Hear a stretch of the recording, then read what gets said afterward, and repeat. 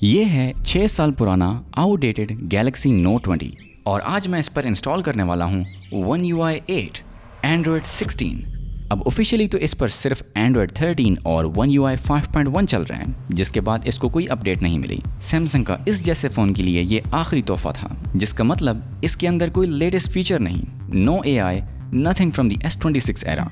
मगर जो आप इस वक्त इसकी स्क्रीन के ऊपर देख रहे हैं वो एंड्रॉयड 13 नहीं है, ये है पूरा One UI 8, वही सॉफ्टवेयर जो इस S25 अल्ट्रा पर चल रहा है, वही गैलेक्सी AI फीचर्स जिसके लिए सैमसंग $1300 चार्ज कर रहा है, आज इस 2020 के फ़ोन के ऊपर चल रहे हैं। उस फ़ोन के ऊपर जिसे बहुत सारे लोग बेच चुके हैं, भूल चुके हैं।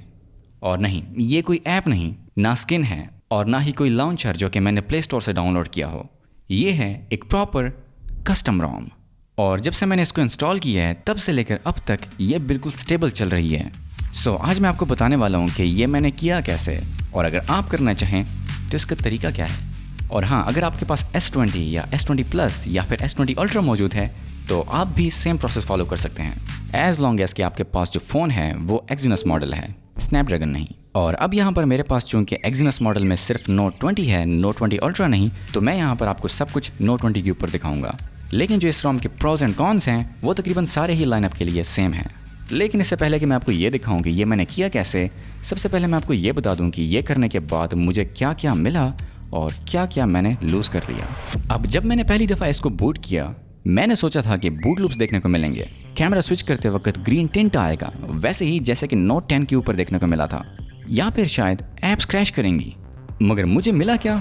Audio eraser, interpreter, voice recorder में ट्रांसक्रिप्शंस, नोट्स में ऑटो फॉर्मेटिंग और समराइजिंग, फोटो असिस्ट, और इसके अलावा जो One UI 8 की ट्रांसपेरेंसी और नए मेन्यूज़ की वाइब है वो सब कुछ यहाँ पर पूरी तरह से वर्किंग में है। अब ये प्रोसेस आसान ज़रूर है मगर सेफ बिल्कुल नहीं। अगर आपने एक भी स्टेप मिस किया, जल्दबाजी की या फिर अपनी उस्तादी दिखाई तो आपका फ़ोन ब्रिक हो सकता है, मतलब नाकारा। इसलिए इस चीज़ को गौर से पढ़ें जो डेवलपर्स कह रहे हैं। I am not responsible for brick devices, dead SD cards, thermonuclear war, or you getting fired because the alarm app failed. And if you point the finger at me for messing up your device, I will laugh at you. In developers ने 6 साल पुराने phone के लिए नया software port किया है, वो भी बिल्कुल मुफ्त में, तो उनका इतना एहतराम तो बनता है कि हम कोई स्टूपिड हरकत करके अपने फ़ोन को तबाह ना कर लें। सो यहाँ पर मैं 3 काम लाजमी करने वाला हूँ। बैकिंग अप माई डेटा, क्योंकि इस प्रोसेस के दरमियान मेरा सारा का सारा डाटा उड़ने वाला है। सेकेंडली, लेटेस्ट फर्मवेयर, मैं पहले चेक करूंगा कि मेरा फ़ोन एंड्रॉयड 13 और One UI 5.1 पर मौजूद हो। और तीसरी चीज़ कि इसके ऊपर मेरा कोई भी सैमसंग अकाउंट या फिर गूगल अकाउंट मौजूद ना हो, ताकि जब मैं इसका बूट लोडर अनलॉक करूं तो ये वहां पर स्टक ना हो जाए। मैंने बग्स की लिस्ट भी चेक की है और मेरे पास फ़िलहाल कोई ऐसे बग्स नहीं मिल रहे जिसने मेरे फ़ोन का ओवरऑल एक्सपीरियंस ख़राब किया हो। मगर एक चीज़ जिसने मुझे काफ़ी सरप्राइज़ किया है इन अ नेगेटिव वे, वो है इसकी बैटरी का स्टैंड बाय टाइम। ओवरनाइट इसकी बैटरी बहुत जल्दी डिप्लीट हो रही है, और क्योंकि इसके Exynos 990 में बस एक बेसिक लेवल का NPU मौजूद है तो इसकी AI प्रोसेसिंग थोड़ी सुस्त है और है भी मोस्टली क्लाउड बेस्ड, ना कि ऑन डिवाइस S25 अल्ट्रा या S26 अल्ट्रा की तरह, और ना ही ये S25 अल्ट्रा की तरह फास्ट है। Be realistic. अब जो इसको इंस्टॉल करने के लिए टेक्निकल प्रोसेस है वो मैंने इस वीडियो के अंदर 4 मिनट के बाद स्टेप बाय स्टेप समझाया है, तो मैं यहाँ पर सेम चीज़ रिपीट करके आपका टाइम नहीं ज़ाया करूँगा। तो अगर आप भी इसको ट्राई आउट करना चाहते हैं तो जाकर ये वाली वीडियो देखें।